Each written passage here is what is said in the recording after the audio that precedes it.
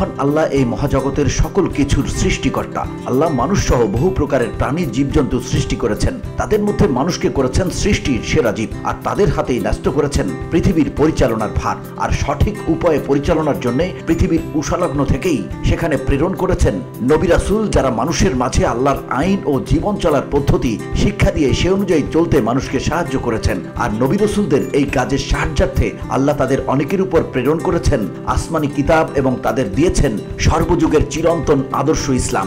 রাসূল সাল্লাল্লাহু আলাইহি ওয়াসাল্লাম ছিলেন সেই নবী রাসূলদের মধ্যে শেষ রাসূল, যার পর আর কোনো নবী বা রাসূল আসবেন না। কিন্তু মানুষের মাঝে আল্লাহর আইন কানুন ও জীবন চলার পদ্ধতি পৌঁছে দিতে এবং সেগুলো সূক্ষ্মরূপে সুশৃঙ্খল উপায়ে পালনের উদ্দেশ্যে সমগ্র পৃথিবীতে একক রাষ্ট্রীয়ভাবে প্রতিষ্ঠার জন্য মানুষের মধ্যে থেকে নির্বাচিত খলিফাদের দায়িত্ব দিয়েছেন।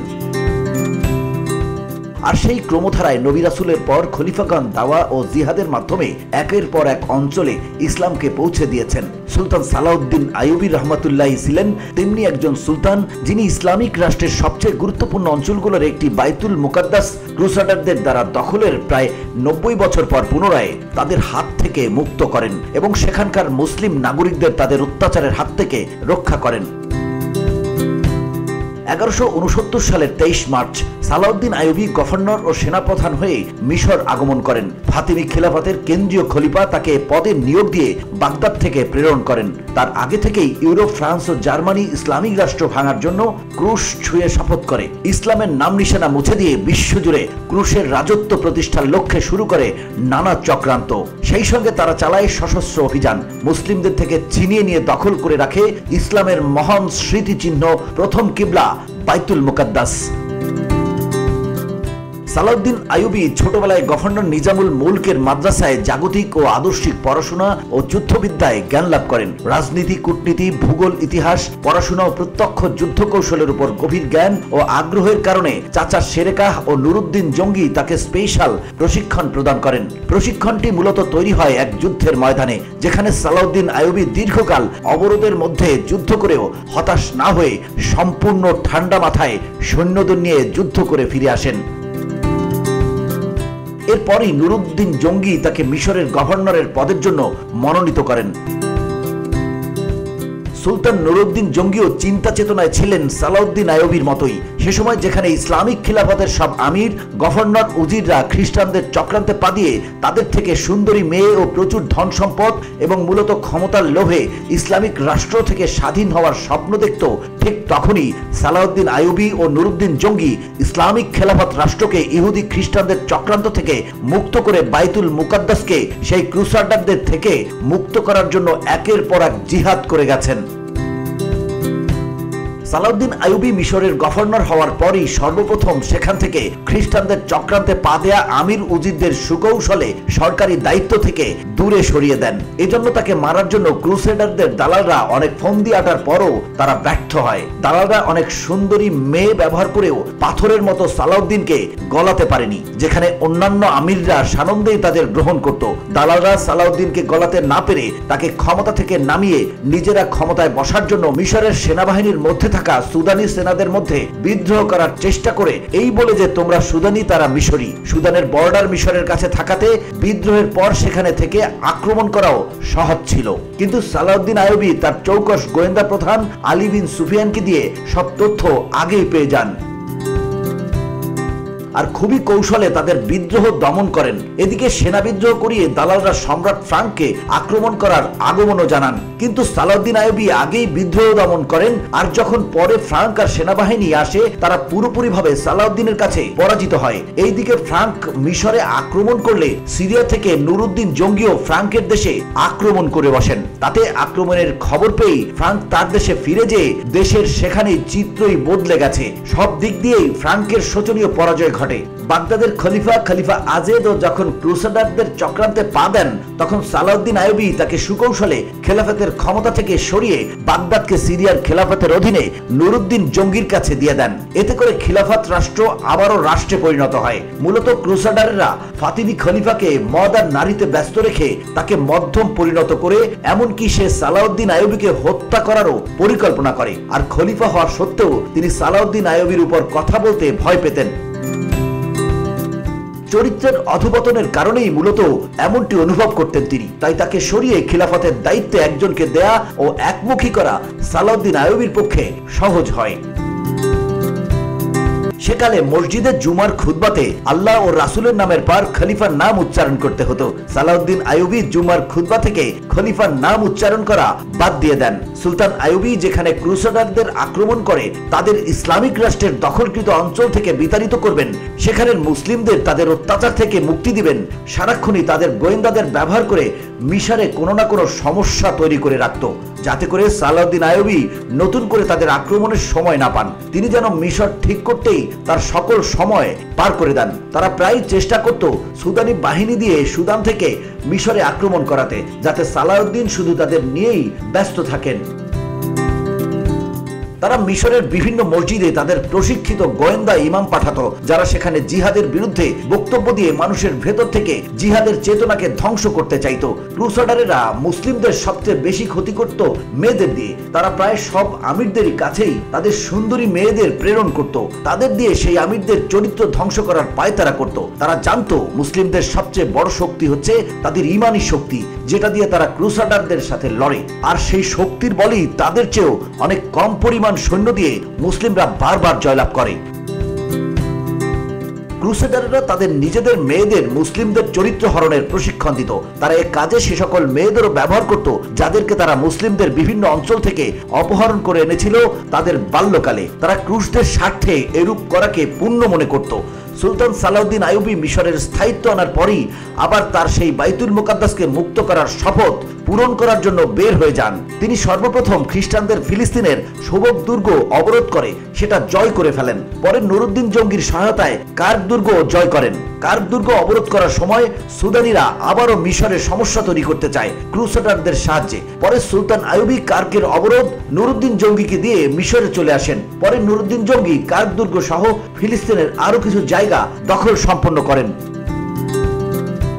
ফিলিস্তিনের সোবক ও কার্গ দুর্গ পরাজয়ের প্রতিশোধ স্বরূপ ক্রুসেডাররা পাল্টা আক্রমণের জন্য প্রস্তুতি নেয়। স্পেনের পূর্ণ নৌবহর এতে যুক্ত হয়। ফ্রান্স, জার্মানি, বেলজিয়ামও যুক্ত হয়। গ্রিস ও সিসিলির জঙ্গি কৃষ্টিগুলো যুক্ত হয়। ব্রিটিশরা ভাবত তারা চাইলে একাই মুসলিমদের পরাজয় করতে পারে, তাই তারা যুক্ত হতে চায়নি। কিন্তু তাদের পোপের অনুরোধে তাদের কিছু যুদ্ধ জাহাজগুলো যুক্ত করে।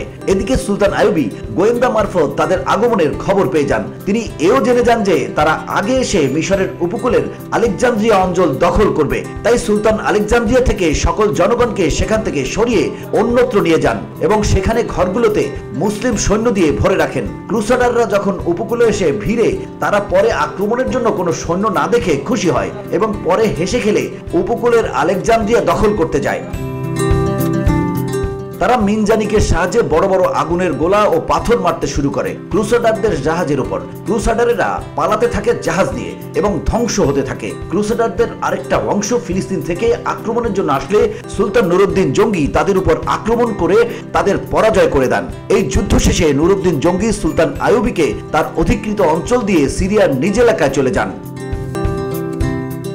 সালাউদ্দিন আইয়ুবীর যুদ্ধ কৌশলের সবচেয়ে ভয়ানক কৌশল ছিল তার গেরিলা হামলা। সৈন্যরা গেরিলা বাহিনী দিয়ে শত্রুদের সেনাবহরের পেছনের অংশে আঘাত করে নিমিষেই হারিয়ে দিত। তার এই কৌশল আজও সামরিক বিশ্লেষকরা প্রশংসা করেন। 1174 সালের মে মাসে নুরুদ্দিন জঙ্গি মৃত্যুবরণ করেন। তার মৃত্যুতে নেমে আসে শোকের ছায়া। সালাউদ্দিন আইয়ুবী হারান তার প্রাণপ্রিয় চাচাকে, যিনি বরাবরই তাকে সাহায্য দিয়ে আসছেন। ক্রুসেডাররা খুশিতে আত্মহারা হয়ে যায়, কারণ তারা এখন সালাউদ্দিন আইয়ুবীর সাথে আগের চেয়ে কম কষ্টে লড়তে পারবে। জঙ্গির মৃত্যুর পর তার মাত্র 11 বছরের নাবালক ছেলেকে ক্রুসেডারদের গাদ্দাররা ক্ষমতার লোভে খিলাফতের মসনদে বসায়। যদিও মাত্র 11 বছরের নাবালক ছেলেকে খলিফা হিসেবে মসনদে বসানো সকলের জন্য হারাম, তবুও তারা ক্ষমতার জন্য এটা করে। এতে নুরুদ্দিন জঙ্গির স্ত্রী রোজি খাতুন অনেক বাধা দিলেও তারা তা অমান্য করে। রোজি খাতুনও ছিলেন মূলত তার স্বামীর মতোই একজন খাঁটি ইমানদার, যিনি এই অন্যায় মেনে নিতে না পেরে সালাউদ্দিন আইয়ুবীকে চিঠি লেখেন এবং এই বলে যে উনি যেন এসে সিরিয়া দখল করেন। এদিকে সালাউদ্দিন আইয়ুবী আসবেন জেনে রোজি খাতুন সেখান থেকে জনগণকে বুঝাতে থাকেন যে একজন নাবালেককে খলিফা হিসেবে মানা হারাম, আর এ কাজ গাদ্দাররা এ কারণে করেছে যাতে করে তারা তার নাবালক ছেলেকে দিয়ে ভুল বুদ্ধি দিয়ে সব করিয়ে নিতে পারে। একদিন শাহাবুদ্দিন আইয়ুবী মাত্র 700 সৈন্য নিয়েই সিরিয়ার মূল দুর্গ অবরোধ করেন। এতে সিরিয়ার জনগণ খুশিতে আত্মহারা হয়ে যায় এবং তারা সালাউদ্দিন আইয়ুবীকে ভিতরে আসতে দেওয়ার জন্য নগরীর মূল ফটক খুলে দিতে বলে। তারা বাধ্য হয়ে ফটক খুলে দিলে সালাউদ্দিন আইয়ুবী ভিতরে প্রবেশ করে। সকলে তাকে স্বাগত জানায়। এদিকে সুলতান আইয়ুবীর আগমনের খবর পেয়ে সকল আমলা উজিররা দামেস্ক ছেড়ে পালিয়ে যায়। নুরুদ্দিন জঙ্গির ছেলেও পালিয়ে যায়। সাথে করে তারা প্রচুর মূল্যবান সম্পত্তি ও প্রচুর দিরহাম নিয়ে যায়, আর সাথে করে খ্রিস্টানদের দেয়া মেয়াগুলোকেও নিয়ে যায়। তারা সিরিয়ার অদূরে হালফ হাররান ও মাসুল দুর্গে যেয়ে আশ্রয় নেয়। সেখানে খ্রিস্টানদের প্রভাব থাকায় তারা নিরাপদে থাকতে শুরু করে। সুলতান নুরুদ্দিন জঙ্গির মৃত্যুর পর যখন সালাউদ্দিন আইয়ুবী সিরিয়া মিশরকে এক করে দেন, তখন থেকেই তিনি মিশরের গভর্নর থেকে সেই সালতানাতে ইসলামিয়া সুলতান হন। তখন থেকেই তাকে সুলতান উপাধিতে ডাকা হয়। হালব ও মাসুলে আশ্রয় নেয় আমিররা ক্রুসাডারদের সাথে আতাত করে সুলতান আইয়ুবীকে পরাজিত করে পুনরায় সিরিয়া দখল করার ফন্দি আটে। এতে ক্রুসাডাররাও তাদের সাহায্য করতে থাকে। সুলতান আইয়ুবী যেন নিজেদের মুসলিম ভাইদের সাথেই যুদ্ধ করতে করতে শেষ হয়ে যান, সেই লক্ষ্যে ক্রুসাডাররা হালব, মাসুল ও আশপাশের আমিরদের সালাউদ্দিনের বিরুদ্ধে উদ্বুদ্ধ করতে থাকেন। তারা সেখানকার মুসলিম জনগণের গোয়েন্দা মারফত বিভ্রান্ত করতে থাকে। তাদের বোঝাতে থাকে সুলতান সালাউদ্দিন অত্যাচারী নির্দয় শাসক। পরে বহুদিন যাবৎ সুলতান আইয়ুবী বাইতুল মুকাদ্দাসের বাধাস্বরূপ সেই কথিত মুসলিম আমিরদের সাথেই যুদ্ধ করতে থাকেন। ক্রুসাডারেরা সেই আমিরদের প্রচুর ধন সম্পত্তি ও সুন্দরী মেয়ে দিয়ে রেখেছিল, আর ক্ষমতার নেশা সে সকল আমিরদের জেকে বসেছিল। একদিন মরহুম সুলতান নুরুদ্দিন জঙ্গির ছেলে প্রচুর মদ্যপানের ফলে ভুগে ভুগে মৃত্যুবরণ করেন। তাকে দেখার জন্য তার মা রোজি খাতুন আর কখনো যাননি। অতঃপর অনেক দিন পর, অনেক যুদ্ধ ও অনেক কষ্টের পর সুলতান আইয়ুবী হালব, মাসুল ও ওয়াহরান দখল করে নেন। তখন সেখানকার মুসলিমরাই তাদের আমিরদের বিরুদ্ধে সালাউদ্দিনের জন্য দরজা খুলে দিয়ে আত্মসমর্পণ করতে বলে। পরে তারা আত্মসমর্পণ করতে বাধ্য হন। এতে সুলতানের নিজেদের সাথে যুদ্ধ করে প্রচুর মুসলিম সৈন্য শেষ হয়ে যায়। ক্রুসাডারদের গাদ্দার আমিরগুলো তাদের সৈন্যদের এই বলে যুদ্ধে নিত যে সালাউদ্দিন ক্রুসাডারদের সাথে আতাত করেছে, আর আমরাই প্রকৃত ইসলামের পথে আছি।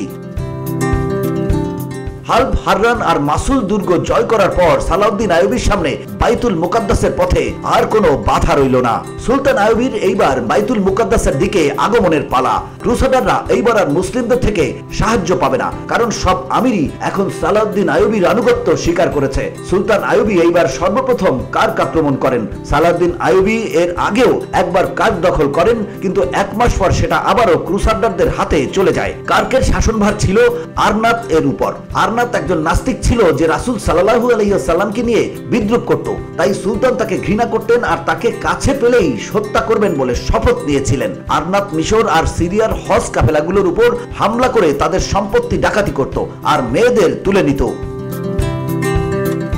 সুলতান আইয়ুবী কার্ক আক্রমণ করলেন, কিন্তু তিনি সেটা অবরোধ না করে শত্রু যেন তার ইচ্ছে মতো এলাকায় এসে যুদ্ধ করতে বাধ্য হয় সেই পরিবেশ তৈরি করলেন। তিনি শত্রুর সকল রসদ বন্ধ করে তাদের পানির উৎসগুলো দখল করলেন আর তাদের পানির তৃষ্ণায় যুদ্ধক্ষেত্রে পাগল করে ফেললেন। ক্রুসাডাররা বর্ম পরে যুদ্ধে আসতো, আর তিনি যুদ্ধের সময় ঠিক করলেন জুন জুলাই মাসে। এতে তারা বর্মের ভেতর উত্তাপে জ্বলে পুড়ে মরতে লাগলো। তাদের পরাজয় হলো। সুলতান কার্ক ও আশপাশের দুর্গ জয় করে নিলেন। সেই যুদ্ধে আরনাত সহ মোট 6 জন সম্রাট ধরা পড়ে। সুলতান পরে তার শপথ মতো আরনাতকে হত্যা করে বাকিদের ক্ষমা করে দেন।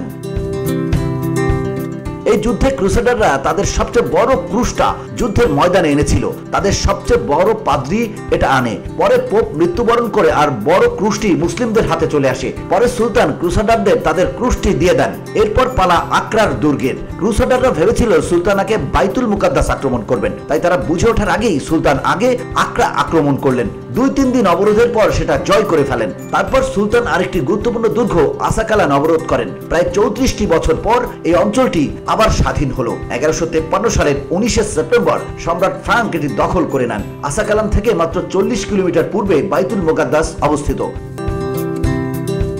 ক্রুসেডারদের দ্বারা বাইতুল মুকাদ্দাসের দখল হয় 1099 সালের 15 জুলাই মোতাবেক 492 হিজরির 23 শাবান। ক্রুসেডাররা বাইতুল মুকাদ্দাস দখল করে মুসলিম শাসকদের সহায়তায়। সে সময় মুসলিম শাসকরা নিজেদের রাজ্যে চলে যাবে বিধায় সকলেই একে একে ক্রুসেডারদের পথ ছেড়ে দেয়। কেউই তাদের বাধা দেয় না, বরং অনেকেই তাদের সাহায্য করে রসদ দেয়।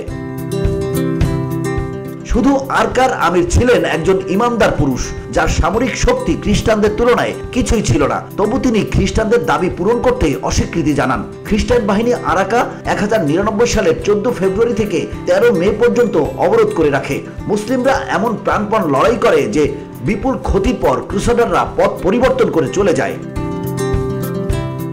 মুসলিম আমিরগণই সে সময় ক্রুসাডারদের নিরাপদে বাইতুল মুকাদ্দাস পৌঁছে দিয়েছিল। পরে 1099 সালের 7 জুন তারা বাইতুল মুকাদ্দাস অবরোধ করে এবং 15 জুলাই বাইতুল মুকাদ্দাসের ভেতরে প্রবেশ করে। সে সময় বাইতুল মুকাদ্দাসের গভর্নর ছিলেন ইফতেখারউদ্দৌলা। তিনি প্রাণপণ লড়াই করেছিলেন ক্রুসাডারদের সাথে, কিন্তু তাদের রসদ ও সৈন্য অগণিত হওয়ায় তিনি ব্যর্থ হয়েছিলেন। পরে ক্রুসাডাররা নগরীতে ঢুকে সব মুসলিমদের হত্যা করে, তাদের নারীদের অত্যাচার করে, শিশুদের মাথা কেটে সেটা দিয়ে ফুটবল খেলে। মুসলিমরা আশ্রয়ের জন্য মসজিদুল আকসা ও অন্যান্য মসজিদে যায়। তারা ভাবে মসজিদুল আকসা উভয়ের নিকট সম্মানিত হওয়ায় তারা তাদের ছেড়ে দিবে, কিন্তু না, ক্রুসাডাররা সেখানে ঢুকে মুসলিমদের হত্যা করে। আর রক্ত মসজিদ গড়িয়ে গড়িয়ে বাইরে পড়ছিল, রক্তে খ্রিস্টানদের ঘোড়ার পা ডুবে যাচ্ছিল। খ্রিস্টান ঐতিহাসিকদের মতে উদ্বাস্তু মুসলিমদের সংখ্যা ছিল 70,000।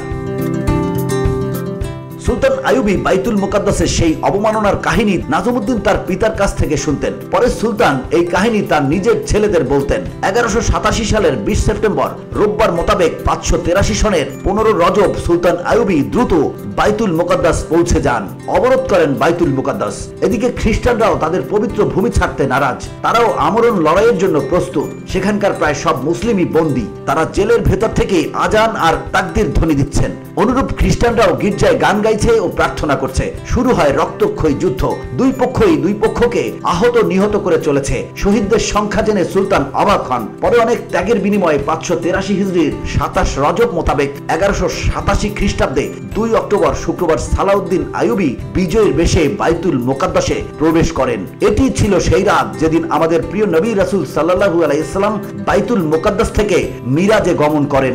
বাইতুল মুকাদ্দাস মুক্ত হওয়ার পর সেখানকার মুসলিমরা প্রায় 90 বছর পর ক্রুসাডারদের অত্যাচার থেকে রেহাই পেল। VOD Bangla news desk.